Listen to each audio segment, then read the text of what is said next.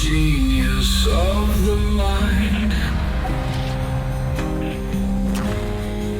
So many stories to unwind.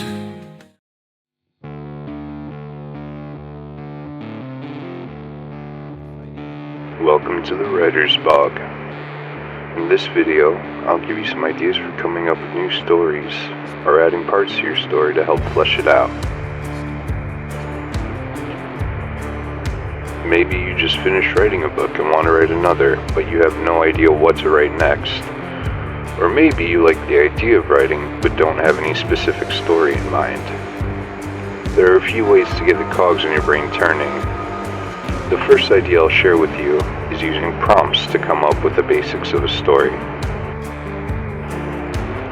Lots of writers like to use prompts for different things. Sometimes they'll do a 10-minute prompt before they start writing for the day to get their creative juices flowing. Or if they're stuck on a scene, they'll use a prompt to try and crack it open. But you can also use prompts to come up with ideas for the first steps of writing a story too. The way I do it is like this. For each prompt, set a timer for 5 minutes. If 5 is too short, set it for 10, but no more than that. For one prompt, you can write down something like character concepts. They can be anything, a physical appearance, a motivation, a backstory, but try to keep it short, a few sentences at most, and come up with as many as you can until the timer runs out. Here are a few very generic examples of what I mean. A character acts completely normal, but for some reason he's absolutely terrified of water. Maybe it's because of a traumatic event as a kid, or maybe he's secretly some kind of monster. A serial killer who believes he's a secret agent and believes the voices in his head are his government contacts telling him who to assassinate. A woman who runs a grocery store, but she sells something illegal out of the back room. I would do a few prompts like this. Do one for characters, do one for different settings, different plot events, and whatever else suits your fancy. Then you can mix and match whatever you came up with to get a cool and unique foundation for the book. T.S. Eliot once said that good writers borrow and great writers steal. No, he wasn't talking about plagiarism, but a lot of writers will take aspects of stories they love and repurpose them for their own story. For example, someone might love the ring race and the Lord of the Rings, so they'll come up with a similar concept for their own book. Change it enough to make it your own, but keep whatever about it you thought was cool or unique. Think about the different aspects of your favorite stories and why you like them. Some of them you probably could build a whole story around. Others might not be big enough for that, but they can still add some flavor and backbone to it. A sort of subset of this idea is taking a concept that you like, but you thought was executed poorly. As an example, maybe you really like the idea of a modern-day wizard solving supernatural crimes and hunting down vampires in Chicago, but you weren't really a fan of the Dresden Files.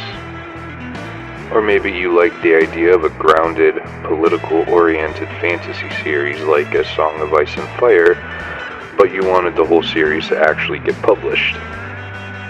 Write what you want to read is a decent way of summarizing it, I think. Have fun with it, explore ideas, mesh shit together, see what happens. Now maybe you already have a story you're working on. Maybe you've got the beginning down, maybe you've got the end, and maybe, if you're lucky, you've also overcome the struggle of the murky middle. But you feel like the book is missing something. Maybe a character feels a little flat, or like the book isn't quite long enough, or there's an aspect of your world or your plot or your theme that feels a little shallow. Maybe you need to flesh it out a little. I'll be honest, this part of writing a story can be pretty frustrating. But it can be fun too, it just depends on how much more your story needs. In this video, I'm only going to talk about one way to flesh out your story because it's a way I feel is often overlooked. It doesn't add massive chunks and big gaping holes of your story, that's a discussion for another time. but it adds little bits and pieces throughout it to play with each other and help even out the pacing a little more. And this piece of advice is a simple one to know, but a shockingly difficult one to master. Letting your characters just talk with each other. There's a sort of rule in writing that every scene and every piece of dialogue has to advance at least 2 of the 4 pillars of storytelling, being plot, theme, character, and world building. But sometimes I feel like authors take that advice a little too literally. Yes, you need to keep everything in your book relevant to your book. Yes, having characters go off on pointless tangents that genuinely lead nowhere gets boring and old pretty damn quickly. But here's the thing about writing that's tricky as hell to figure out, but is also a sign of a truly great writer among the masses. Writing things that progress the 4 pillars of storytelling indirectly. I'm gonna give a very simple example. The movie Pulp Fiction opens with 2 hitmen talking about cheeseburgers. None of the plot revolves around cheeseburgers. None of the character arcs revolve around cheeseburgers. But the opening of the entire movie is 2 hitmen on their way to kill some mofos talking about cheeseburgers. How the hell did Tarantino get away with that? And why is it such a good opening? Well, there are a lot of reasons. Partly because of the dialogue and the acting, but in terms of what we're talking about, it's because it does actually establish a shit ton of character, world building, and theme. How? Well, I'm going to focus on the character aspect of it. When you start a scene with 2 hitmen on their way to kill people, you'd imagine they'd be talking about their job. How they're going to handle it if something goes sideways, what they're after, why they were sent to kill these people in the first place, who sent them, anything like that. Instead, they're arguing like an old married couple about cheeseburgers. What does that tell you about their characters? Odds are it means they're either so incompetent that they're going to utterly fail at their job, or they're so incredibly competent that they don't even need to worry about their job until they get there. It's an interesting mystery, an interesting tension. This is a bit of a tangent, but this is a really important point I'm trying to make. Let's say you're writing a story where the main character is trying to find a missing person. Someone they knew, someone they cared about.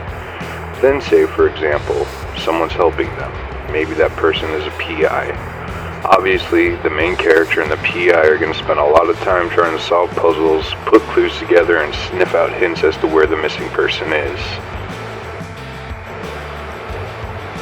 But what about the odd day that they decide to just unwind for an hour or so, go to the bar and have a drink? What do they talk about? This question in this moment, to me, is the greatest thing, because they can talk about literally anything. Hobbies, interests, political disagreements, music. They could have a mundane conversation that doesn't directly relate to the story in any way, shape, or form. But what they choose to talk about, how they talk about it, what they think about it, whether or not they agree or disagree about it, can all be relevant to the plot, the theme, the world building, and the characters themselves. I'll give you an example.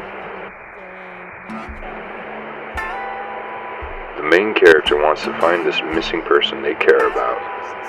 But the PI had someone they care about die a few years ago. Having lost someone to death, he's of the opinion that it's harder to lose someone to death than lose someone who's missing. But the main character feels the opposite. He'd rather this person have died instead of gone missing. And then, imagine they argued about it.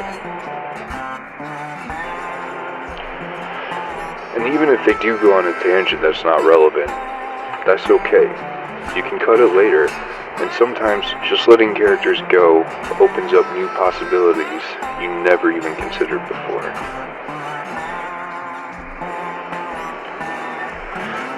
Anyway, I think that's enough for today.